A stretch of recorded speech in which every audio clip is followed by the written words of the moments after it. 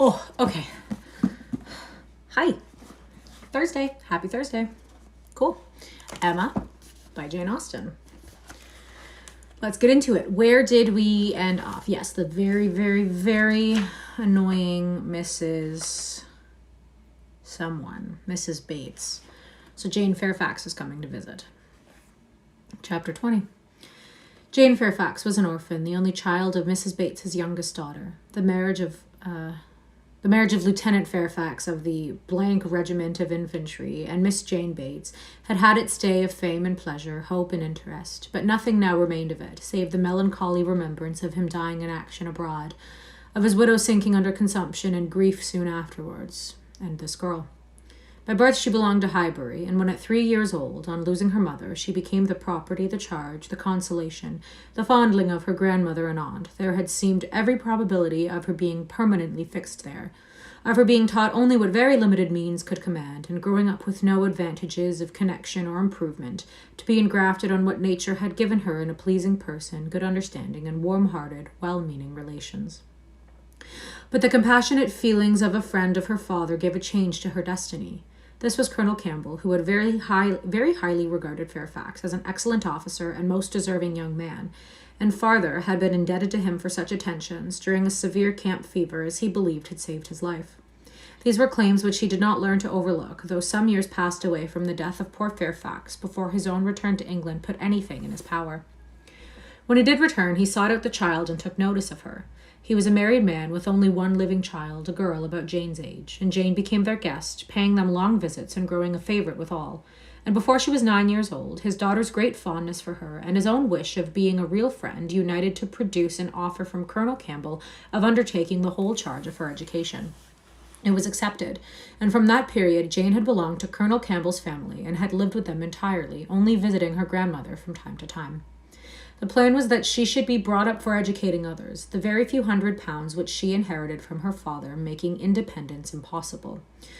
To provide for her otherwise was out of Colonel Campbell's power, for though his income by pay and appointments was handsome, his fortune was moderate and must be all his daughter's, but by giving her an education, he hoped to be supplying the means of respectable subsistence hereafter. Such was Jane Fairfax's history. She had fallen into good hands, known nothing but kindness from the Campbells, and been given an excellent education. Living constantly with right-minded and well-informed people, her heart and understanding had received every advantage of discipline and culture, and, Colonel Campbell's residence being in London, every lighter talent had been done full justice so by the attendance of first-rate masters. Her disposition and abilities were equally worthy of all that friendship could do, and at 18 or 19 she was, as far as such an early age can be qualified for the care of children, fully competent to the office of instruction herself, but she was too much beloved to be parted with. Neither father nor mother could promote, and the daughter could not endure it. The evil day was put off. It was easy to decide that she was still too young, and Jane remained with them, sharing, as another daughter, in all the rational pleasures of an elegant society, and a judicious mixture of home and amusement, with only the drawback of the future, the sobering suggestions of her own good understanding to remind her that all this might be soon over. The affection of the whole family, the warm attachment of Miss Campbell in particular, was the more honourable to each party for the circumstance of Jane's decided superiority both in beauty and acquirements. That nature had given it in feature could not be unseen by the young woman, nor could her higher powers of mind be unfelt by the parents. They continued together with unabated regard, however, till the marriage of Miss Campbell, who, by that chance, that luck which so often defies anticipation in matrimonial affairs, giving attraction to what is moderate rather than to what is superior, engaged the affections of Mr. Dixon, a young man, rich and agreeable, almost as soon as they were acquainted, and was eligibly and happily settled, while Jane Fairfax had yet her bread to earn. This event had very lately taken place, too lately for anything to be yet attempted by her less fortunate friend towards entering on her path of duty, though she now had reached the age which her own judgment had fixed on for beginning. She had long resolved that 21 should be the period. With the fortitude of a devoted novitiate, she had resolved at 21 to complete the sacrifice and retire from all the pleasures of life, of rational intercourse, equal society, peace and hope, to penance and mortification forever. The good sense of Colonel and Mrs. Campbell could not oppose such a resolution, though their feelings did. As long as they lived, no exertions would be necessary, their home might be hers forever, and for their own comfort they would have retained her wholly, but this would be selfishness. What must be at last had better be soon. Hello. Perhaps they began to feel it might have been kinder and wiser to have resisted the temptation of any delay, and spared her from a taste of such enjoyments of ease and leisure as must now be relinquished. Still, however, affection was glad to catch at any reasonable excuse for not hurrying on that wretched moment. She had never been quite well since the time of their daughter's marriage. Until she should have completely recovered her usual strength, they must forbid her engaging in duties which, so far from being contemptible with a weakened frame and varying spirits, seemed, under the most favorable circumstances, to require something more than human perfection of body and mind to be discharged with tolerable comfort. With regard to her not accompanying them to Ireland, her account to her aunt contained nothing but the truth, though there might be some truths not told. It was her own choice to give the time of their absence to Highbury, to spend, perhaps, her last months of perfect liberty with those kind relations to whom she was so very dear. And the Campbells, whatever might be their motive or motives, whether single or double or treble, gave the arrangement their ready sanction, and said that they depended more on a few months spent in her native air for the recovery of her health than of anything else. Certain it was that she was to come, and that Highbury, instead of welcoming that perfect novelty which had so long been promised it, Mr. Frank Churchill, must put up for the present with Miss Jane Fairfax, who could only bring the freshness of a 2 years' absence. Emma was sorry. To have to pay civilities to a person she did not like through 3 long months, to be always doing more than she wished and less than she ought. Why did she not like Jane Fairfax might be a difficult question to answer. Mr. Knightley had once told her it was because she saw in her the really accomplished young woman which she wanted to be though herself, and though the accusation had been eagerly refuted at the time, there were moments of self-examination in which her conscience could not quite acquit her. But she could never get acquainted with her. She did not know how it was, but there was such coldness and reserve, such apparent indifference whether she pleased or not, and then, her aunt was such an eternal talker, and she was made such a fuss with by everybody, and it had been always imagined that they were to be so intimate, because their ages were the same, everybody had supposed that they must be so fond of each other. These were her reasons, and she had no better. It was a dislike so little just, every imputed fault was so magnified by fancy, that she never saw Jane Fairfax the first time after any considerable absence, without feeling that she had injured her. And now, when the due visit was paid on her arrival, after a 2 years' interval, she was particularly struck with the very appearance and manners, which for those 2 whole elegant years she had been depreciating. Jane Fairfax was very elegant, remarkably elegant, and she had herself the highest value for elegance. Her height was pretty, just such as almost everybody would think tall, and nobody could think very tall. Her figure particularly graceful, her size a most becoming medium, between fat and thin, though a slight appearance of ill health seemed to point out the likeliest evil of the two. Emma could not but feel all this, and then her face, her features, there was more beauty in them altogether than she had remembered. It was not regular, but it was a very pleasing beauty. Her eyes, a deep grey, with dark eyelashes and eyebrows, had never been denied their praise, but the skin, which she had been used to cavil at as wanted colour, had a clearness and delicacy which really needed no fuller bloom. It was a style of beauty, of which elegance was the reigning character, and as such she must, in honour, by all her principles, admire it. Elegance which, whether of person or of mind, she saw so little of in Highbury. There, not to be vulgar, was distinction and merit.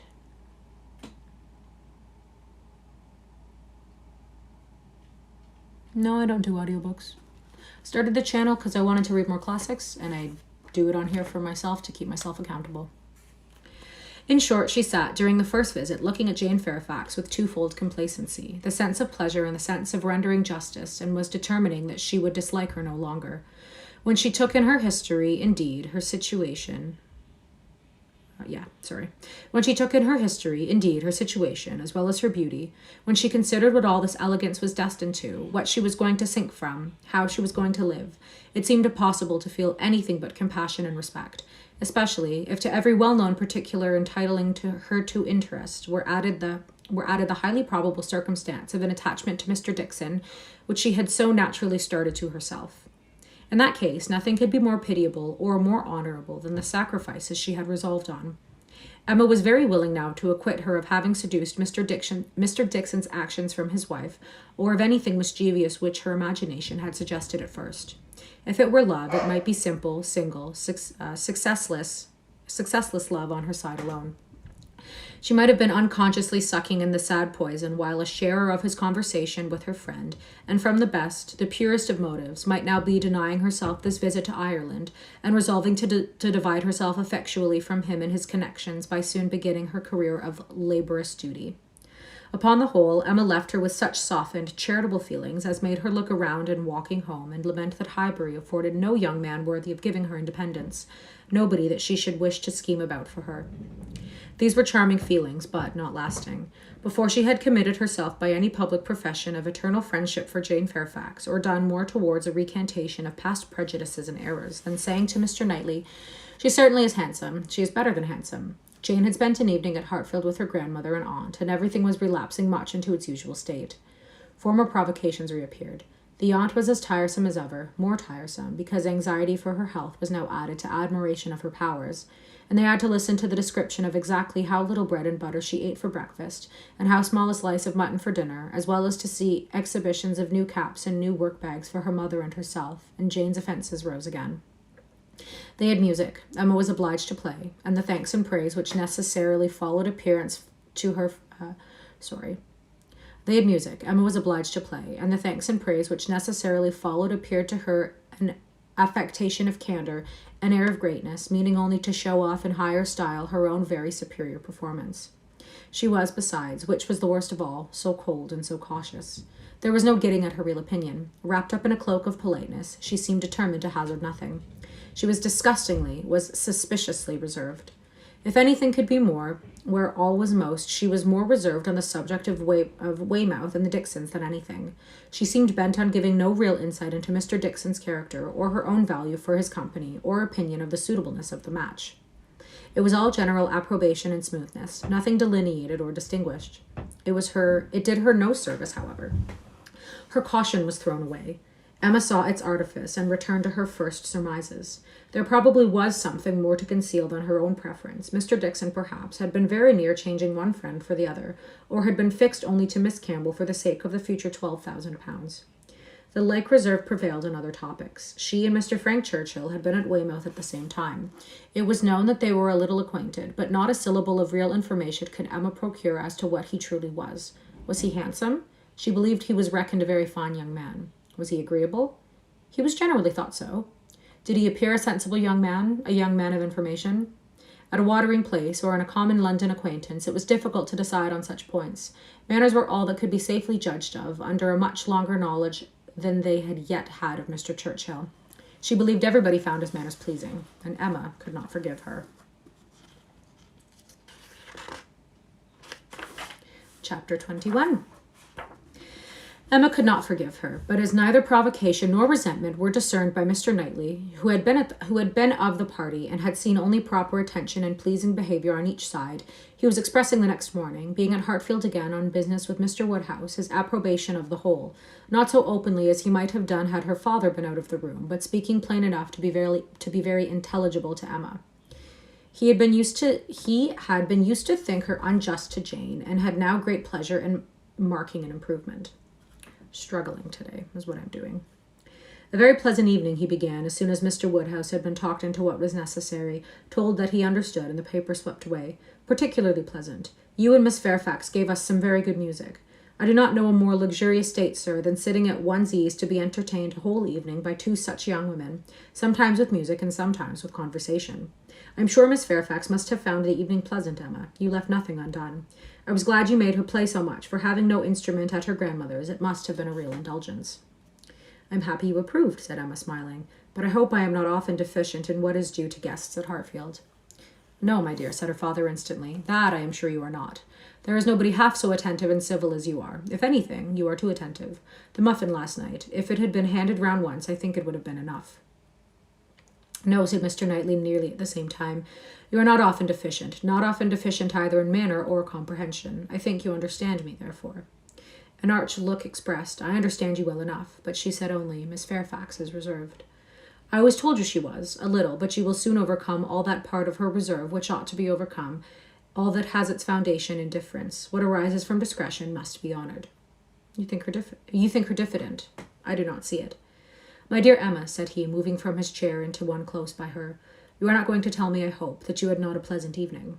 "Oh, no, I was pleased with my own perseverance in asking questions, and am amused to think how little information I obtained." "I'm disappointed," was his only answer. "I hope everybody had a pleasant evening," said Mr. Woodhouse in his quiet way. "I had. Once I felt the fire rather too much, but then I moved back my chair a very little, and it did not disturb me. Miss Bates was very chatty and good-humoured, as she always is, though she speaks rather too quick. However, she is very agreeable, and Mrs. Bates, too, in a different way. I like old friends, and Miss Jane Fairfax is a very pretty sort of young lady, very pretty and very well-behaved young lady indeed. She must have found the evening agreeable, Mr. Knightley, because she had Emma." "True, sir," said Emma. True, sir, and Emma, because she had Miss Fairfax." What is the book name? This is Emma by Jane Austen.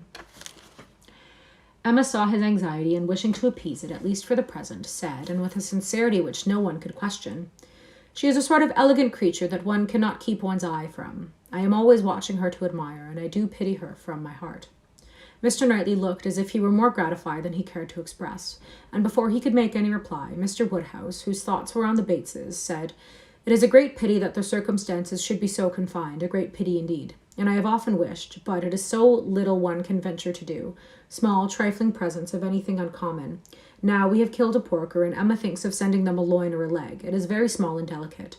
Hartfield pork is not like any other pork, but still it is pork, and, my dear Emma, unless one could be sure of their making it into steaks, nicely fried, as ours are fried, without the smallest grease, and not roasted, for no stomach can bear roast pork, I think we had better send the leg. Do not you think so, my dear?"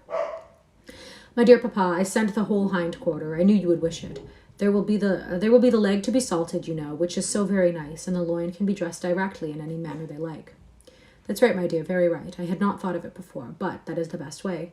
They must not oversalt the leg, and then, if it is not oversalted, and if it is very thoroughly boiled, just as Cyril boils ours, and eaten very moderately of, with a boiled turnip and a little carrot or parsnip, I do not consider it unwholesome." "Emma," said Mr. Knightley presently, "I have a piece of news for you. You like news, and I heard an article in my way hither that I think will interest you." "News? Oh, yes, I always like news. What is it? Why do you smile so? Where did you hear it? At Randall's?" He had only the time to say, "No, not at Randall's. I have not been near Randall's," when the door was thrown open, and Miss Bates and Miss Fairfax walked into the room. Full of thanks and full of news, Miss Bates knew not which to give quickest. Mr. Knightley soon saw that he had lost his moment, and that not another syllable of communication could rest with him. "Oh, my dear sir, how are you this morning? My dear Miss Woodhouse, I come quite overpowered. Such a beautiful hind quarter of pork. You are too bountiful. Have you heard the news? Mr. Elton is going to be married."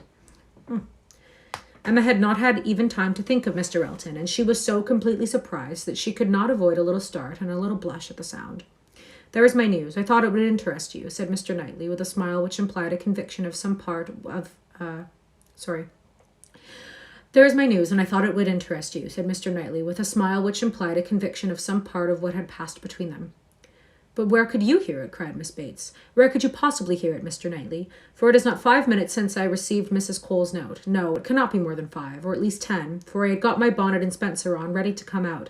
I was only gone down to speak to Patty again about the pork. Jane was standing in the passage. Were you not, Jane? For my mother was so afraid that we had not any salting pan large enough. So I said I would go down and see, and Jane said, 'Shall I go down instead? For I think you have a little cold, and Patty has been washing the kitchen.' 'Oh, my dear,' said I. Well, and just then came the note. A Miss Hawkins, that's all I know. A Miss Hawkins of Bath. But, Mr. Knightley, how could you possibly have heard of it? For the very moment Mr. Cole told Mrs. Cole of it, she sat down and wrote to me. A Miss Hawkins. I was with Mr. Cole on business an hour and a half ago. He had just read Elton's letter, and I was shown and handed it to me directly. Well, that is quite... I suppose there never was a piece of news more generally interesting.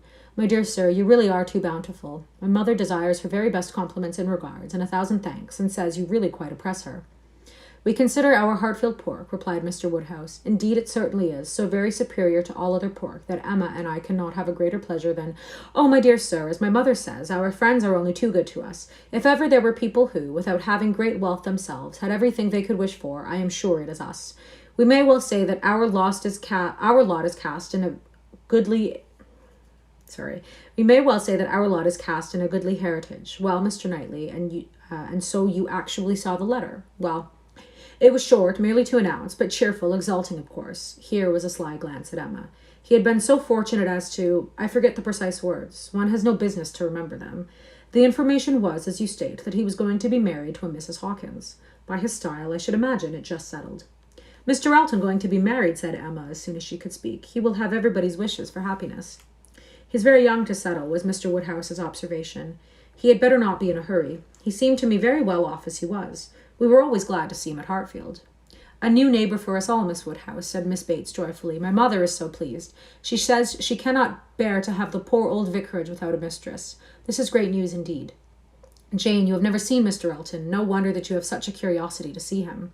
Jane's curiosity did not appear of that absorbing nature as wholly to occupy her. No, I have never seen Mr. Elton, she replied, startling on this appeal. Is he a tall man? Who shall answer that question? Cried Emma. My father would say yes, Mr. Knightley no, and Miss Bates and I that he is just the happy medium. When you have been here a little longer, Miss Fairfax, you will understand that Mr. Elton is the standard of perfection in Highbury, both in person and in mind. Very true, Miss Woodhouse, so she will. He is the very best young man, but, my dear Jane, if you remember, I told you yesterday he was precisely the height of Mr. Perry. Miss Hawkins, I dare say, an excellent young woman. His extreme attention to my mother, wanting her to sit in the vicarage pew that she might hear the better, for my mother is a little deaf, you know. It is not much, but she does not hear quite quick. Jane says that Colonel Campbell is a little deaf. He fancied bathing might be good for it, the warm bath, but she says it did him no lasting benefit. Colonel Campbell, you know, is quite our angel, and Mr. Dixon seems a very charming young man, quite worthy of him. It is such a happiness when good people get together, and they always do. Now, here will be Mr. Elton and Miss Hawkins, and there are the Coles, such very good people, and the Perrys. I suppose there never was a happier or a better couple than Mr. and Mrs. Perry. I say, sir, turning to Mr. Woodhouse, I think there are a few places with such society as Highbury. I always say we are quite blessed in our neighbourhoods. My dear sir, if there is one thing my mother loves better than another, it is pork, a roast loin of pork. As to who or what Miss Hawkins is, or how long he has been acquainted with her, said Emma, nothing, I suppose, can be known. One feels that it cannot be a very long acquaintance. He has been gone only 4 weeks. Nobody had any information to give, and, after a few more wonderings, Emma said, You are silent, Miss Fairfax, but I hope you mean to take an interest in this news. You, who have been hearing and seeing so much of late on these subjects, who must have been so deep in the business of Miss Campbell's account, we shall not excuse your being indifferent about Mr. Elton and Miss Hawkins. When I have seen Mr. Elton, replied Jane, I dare say I shall be interested, but I believe it requires that with me. And as it is some months since Miss Campbell married, the impression may be a little worn off. Yes, he has been gone just 4 weeks, as you observe, Miss Woodhouse, said Miss Bates. 4 weeks yesterday. And Miss Hawkins. Well, I had always rather fancied it would be some young lady hereabouts. Not that I ever. Miss Cole once whispered to me, but I immediately said, No, Mr. Elton is a most worthy young man. But, in short, I do not think I am particularly quick at those sort of discoveries. I do not pretend to it. What is before me, I see. At the same time, nobody could wonder if Mr. Elton should have aspired. Miss Woodhouse lets me chatter on so good-humouredly. She knows I would not offend for the world. How does Miss Smith do? She seems quite recovered now. Have you heard from Mrs. John Knightley lately? Oh, those dear little children. Jane, do you know I always fancy Mr. Dixon like Mr. John Knightley. I mean in person, tall and with that sort of look, and not very talkative. Quite wrong, my dear aunt. There is no likeness at all. Very odd. But one never does form a just idea of anybody beforehand. One takes up a notion and runs away with it. Mr. Dixon, you say, is not, strictly speaking, handsome? Handsome? Oh, no, far from it. Certainly plain. I told you he was plain. My dear, you said that Mrs. Campbell would not allow him to be plain, and that you yourself. Oh, as for me, my judgment is worth nothing. Where I have a regard, I always think a person well-looking. But I gave what I believed the general opinion when I called him plain.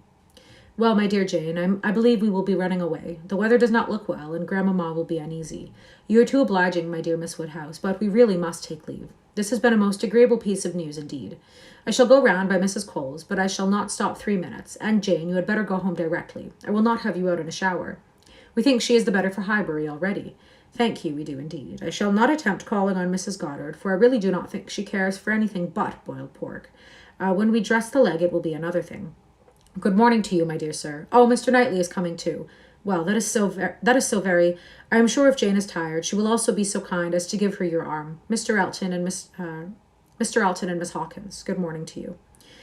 Emma, alone with her father, had half the attention wanted by him while he lamented that young people would be in such a hurry to marry, and to marry strangers too, and the other half she could give to her own view on the subject.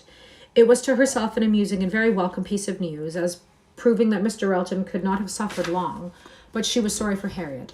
Harriet must feel it, and all that she could hope was, by giving the first information herself, to save her from hearing it abruptly from others.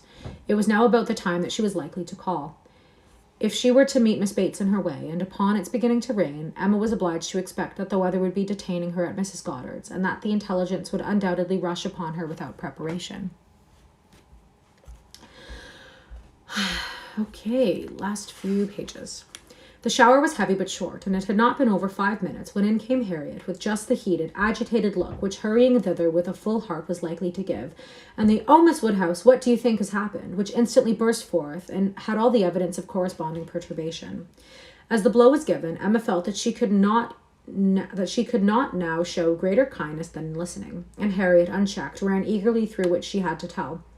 She had set out for Mrs. Goddard's half an hour ago. She had been afraid it would rain. She had been afraid it would pour down every moment. But she thought she might get to Hartfield first. She had hurried on as fast as possible, but then, as she was passing by the house where a young woman was making up a gown for her, she thought she would just step in and see how it went on. And though she did not seem to stay half a moment there, soon after she came out it began to rain, and she did not know what to do. So she ran on directly, as fast as she could, and took shelter at Ford's. Ford's was the principal woolen draper, linen draper, and haberdasher's shop united, the first shop in size and fashion in the place. And so, there she was set, without an idea of anything in the world, full 10 minutes perhaps, when, all of a sudden, who should come in? To be sure, it was so very odd, but they always dealt at Ford's. Who should come in but Elizabeth Martin and her brother? Dear Miss Woodhouse, only think. I thought I should have fainted. I did not know what to do. I was sitting near the door. Elizabeth saw me directly, but he did not. He was busy with the umbrella. I am sure she saw me, but she looked away directly and took no notice, and they both went to quite the farther end of the shop, but I kept sitting near the door. Oh dear, I was so miserable. I am sure I must have been as white as my gown. I could not go away, you know, because of the rain, but I did so wish myself anywhere in the world but there. Oh, dear Miss Woodhouse. Well, at last, I fancy, he looked round and saw me, for instead of going on with her buyings, they began whispering to one another. I am sure they were talking of me, and I could not help thinking that he was persuading her to speak with me. Do you think he was, Miss Woodhouse? For presently she came quite up to me and asked me how I did, and seemed ready to shake hands if I would. She did not do any of it in the same way that she was used. I could see she was altered, but, however, she seemed to try to be very friendly, and we shook hands and stood talking some time. But I know no more what I said. I was in such a tremble. I remember she said she was sorry we never met now, which I thought almost too kind. Dear Miss Woodhouse, I was absolutely miserable. By that time it was beginning to hold up, and I was determined that nothing could stop me from getting away. And then, only think, I found he was coming up towards me too, slowly, you know, and as if he did not quite know what to do. And so he came and spoke, and I answered, and I stood for a minute, feeling dreadfully, you know, one can't tell how, and then I took courage and said it did not rain, and I must go, and so I set off, and had I not gotten 3 yards from the door when he came after me, only to say, if I were going to Hartfield, he thought I had much better go round by Mr. Cole's stables, for I should find the near way quite floated by this rain. Oh dear, I thought that would have been the death of me. So I said I was very much obliged to him. You know I could do no less. And then he went back to Elizabeth, and I came round by the stables. I believe I did. But I hardly knew where I was, or anything about it. Oh, Miss Woodhouse, I would rather have done anything than have it happen. And yet, you know, there was a sort of satisfaction in seeing him behave so pleasantly and so kindly. And Elizabeth, too. Oh, Miss Woodhouse, do talk to me and make me feel comfortable again. Very sincerely did Emma wish to do so, but it was not immediately in her power. She was obliged to stop and think. She was not thoroughly comfortable herself. The young man's conduct and his sister's seemed the result of real feeling, and she could not but pity them. As Harriet described it, there had been an interesting mixture of wounded affection and genuine delicacy in their behavior. But she had believed them to be well-meaning, worthy people before, and what difference did this make in the evils of the connection? It was folly to be disturbed by it. Of course, he must be sorry to lose her. They must all be sorry.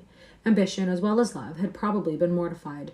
They might all have hoped to rise by Harriet's acquaintance, and besides, what was the value of Harriet's description, so easily pleased, so little discerning? What signified her praise?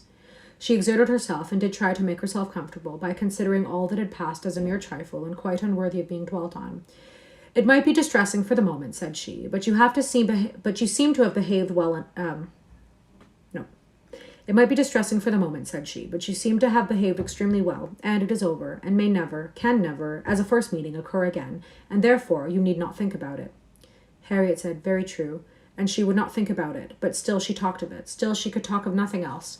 And Emma, at last, in order to put the Martins out of her head, was obliged to hurry on the news, which she had meant to give her with so much tender caution, hardly knowing herself whether to rejoice or be angry, ashamed or only amused. In such a state of mind in poor Harriet, such a conclusion of Mr. Elton's importance with her. Mr. Elton's rights, however, gradually revived.